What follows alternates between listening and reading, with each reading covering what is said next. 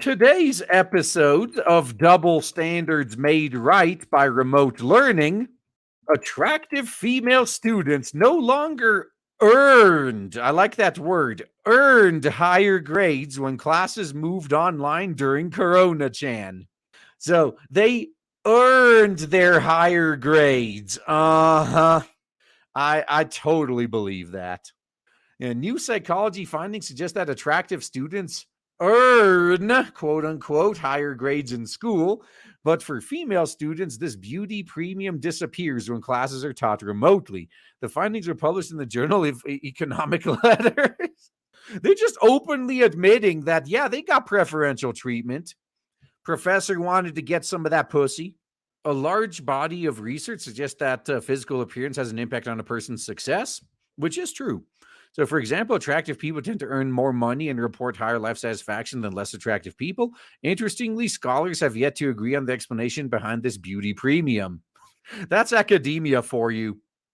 Yeah, what all the rest of us already know, they got to argue about for a few decades before they come to the wrong conclusion.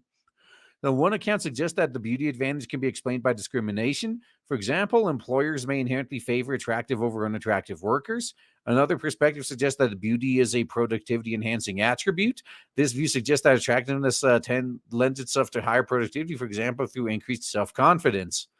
Yeah, no. Now, I do agree that beauty could enhance productivity in the sense that, good guys will like trip over themselves to impress a good-looking woman. So she might increase their productivity under certain circumstances. Now, I'm interested in discrimination generally, said Adrian Mahik, a graduate student at London University and the author of the new study. In economics research, lots of attention is given to discrimination based on gender and or race. While these are important issues, there has not been much research on beauty-based discrimination in the indoctrinational setting, so the paper fills a gap there. They're doing it just so someone else can cite it. And honestly, I understand why this happens sometimes in academia. Like, I think someone did a study before too that that kids that aren't all that physically active tend to get bullied more. And everyone was wondering, like, why would you do a study on that? Isn't this fucking obvious? But other academics were, oh, thank you. Now we have an actual study we can cite when we say that. So also, the pandemic made discrimination based on appearance much more difficult since teachers could not readily see students' faces, whereas discrimination on the instance of gender is possible in the online setting also, as long as you have names of the students. It's so cute how they think that that's even a thing. But anyway, the fact that remote learning kind of got rid of the privilege that attractive people had, that should prove that the discrimination explanation is the correct one. If it was that these people are more attractive, therefore they have more self-confidence and are more productive as a result, if that was true, then their grades would remain roughly the same, if not if not maybe even get better as everyone else got depressed. But that's not happening, is it? All right, Mick conducted a natural experiment to hopefully shed light on the explanation of the beauty premium. The study investigated the effect of student attractiveness on university grades during both in-person instruction and remote instruction. This design allowed the study author to better isolate the effect of appearance, since student-teacher interaction is much lower during remote instruction compared to in-person. Any attractiveness advantage offered or observed during the remote class is more likely due to productivity enhancing effect rather than discrimination. Well, thank you. At least they realized what I just said, so maybe this paper has some hope.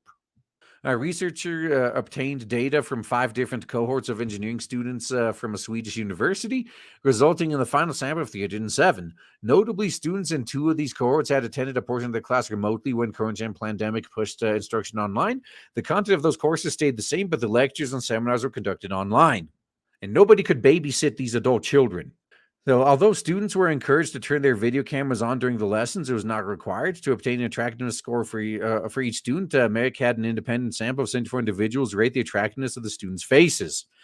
Yeah, so also when depending on the size of your class, like your average Skype call It either doesn't have everyone on the screen, it has like, what, 8 people maybe?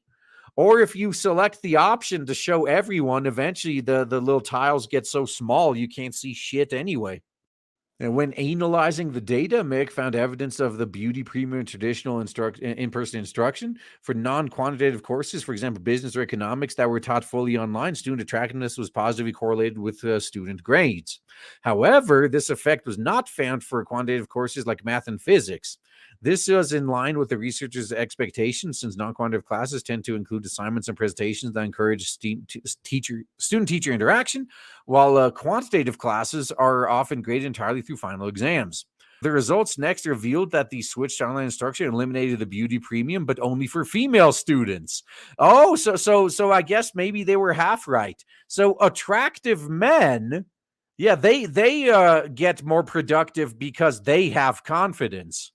Attractive whammons, though, they kind of fall apart when they run out of people that are willing to do things for them, huh?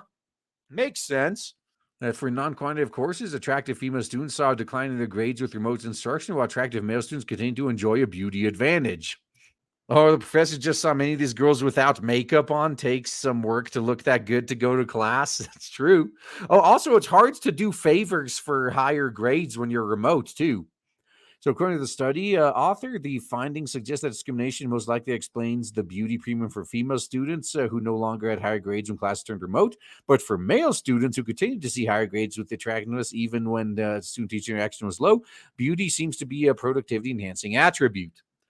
So the main takeaway is that the beauty premium for both males and for females when teaching is on site, Meg explained, but for females, the effect disappeared when teaching was conducted online.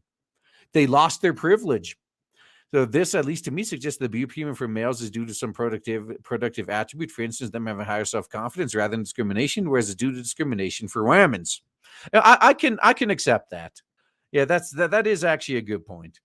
Yeah, I was surprised by the fact that male students continued to perform better when teaching was online. Meg said in his study, he discussed several reasons why physical attractiveness might enhance productivity for male students. Let's hear it. Yeah, for one, male students who are physically attractive tend to be more persistent and have greater influence on their peers. Attractive people also tend to have more social skills, which has been linked to creativity. Since non-quantitative courses tend to involve creative assignments and group work, men who are more attractive and thus more socially skilled and creative might be more likely to excel. It seems to be quite difficult for research to answer why people discriminate based on appearance, Merrick added. Chat, can you guys maybe answer that for him? He doesn't understand why people discriminate based on appearance. Oh, okay. So when you're single and you see someone you might be romantically interested in, the initial attraction is usually physical. Not always, just 99% of the time. So of course you're going to treat that person special. So probably it's because when we see an attractive person, we assign them some characteristic that they may not actually possess, such as intelligence. No, you know the real reason, at least from a guy's perspective. Oh, she's hot. If I give her special treatment, maybe I'll get to touch some pussy. Maybe I'll get my pee-pee touched. Yeah, however, more research is required to establish precisely why this happened. Yeah, look at this. This is typical academia, like leechery right here. They just want to leech grant money. That's what this is. Yeah, they're horny. That's the answer. They're fucking horny. And you know what we need? We need thousands of scientists to spend years and billions of dollars researching this to come to that conclusion. Yeah, that's the only way we're going to get to the bottom of this Scooby-Doo mystery.